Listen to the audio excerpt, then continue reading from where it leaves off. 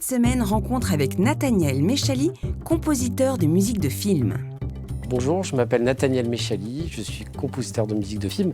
J'ai commencé par le conservatoire à Marseille où j'étais violoncelliste. Et puis je me suis intéressé à la musique électroacoustique où j'ai appris à composer de la musique électroacoustique, c'est-à-dire la musique à partir des sons.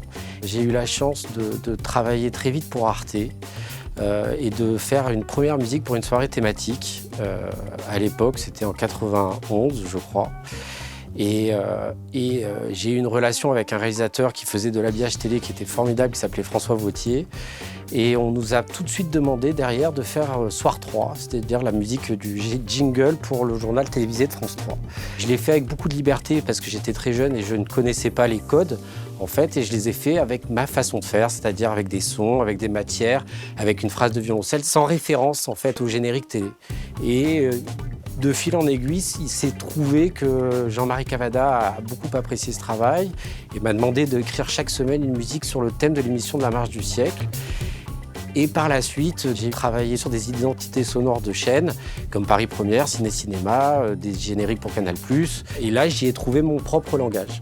C'est-à-dire que j'ai eu envie de faire de la musique à l'image. Alors ça ne veut pas dire que j'avais envie de faire de la musique pour le cinéma ou pour la télé. J'avais envie d'être dans un univers créatif autour de l'image. À cette époque, j'ai eu beaucoup de chance, et notamment de rencontrer un compositeur qui s'appelait Gabriel Yared, qui a eu un Oscar pour Le Patient anglais et tout ça, et puis je suis devenu son assistant.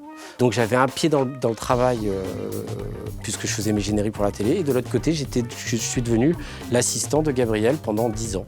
Et par chance, cet ami avec qui j'avais commencé à faire Soir 3 et le premier habillage pour les soirées théma, qui s'appelle Raphaël Nadjari, m'a demandé pour un film de prendre mon violoncelle et de venir le retrouver à New York pour faire la musique d'un film qui s'appelle Avanim, Les Pierres, et on s'est régalé.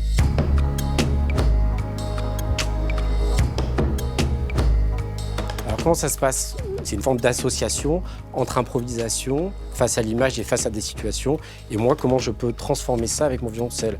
Et c'est très rigolo, parce que 20 ans plus tard, c'est ce que j'ai retrouvé dans ma relation avec mon Carway. J'ai écrit 1 heure de musique d'orchestre pour The Grand Master. Et je suis complètement, pendant 1 mois et demi, enfermé dans une salle avec lui. On travaille. Et on va jusqu'à enregistrer l'orchestre. On arrive face à l'écran pour faire une dernière projo ensemble. Et finalement, il n'aime plus la musique. Il me reste mon violoncelle et des percussions dans mon studio. Et là, il m'envoie un mot via son assistante. Il me dit « Nat, be the last man standing », soit le dernier homme debout.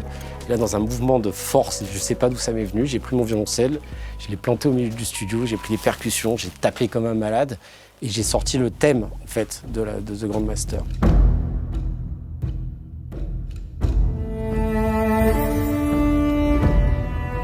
Ce que j'ai compris a posteriori dans cette histoire, c'est que comme un Raphaël, finalement, comme un Raphaël Nadjari, Carway, pour lui, le violoncelle, c'était son langage, c'est lui qui parle. Et j'ai mis 1 mois et demi de travail avec lui pour finalement l'intégrer, le comprendre. Et c'est ça qui est formidable, c'est finalement, lui, sans peur, il m'a emmené à mes propres limites, mais il m'a ramené à mes débuts. L'essentiel, c'était l'interprétation, c'était le geste, c'était l'intention. Voilà. En ce moment, je travaille sur un film chinois qui s'appelle The Hunting avec Tony Leung Shumai, donc l'acteur fétiche de Wong Kar-wai.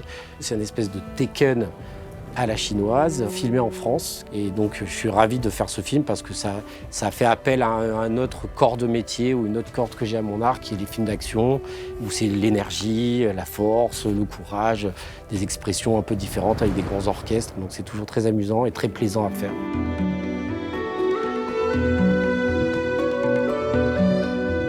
Qu'est-ce que c'est qu'une musique réussie dans un film ?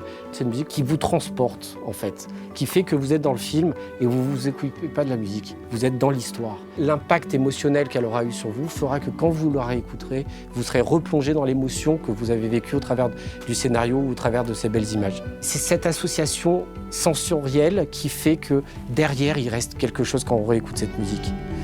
On ne peut pas parler de talent de musique de film sans parler d'un réalisateur derrière.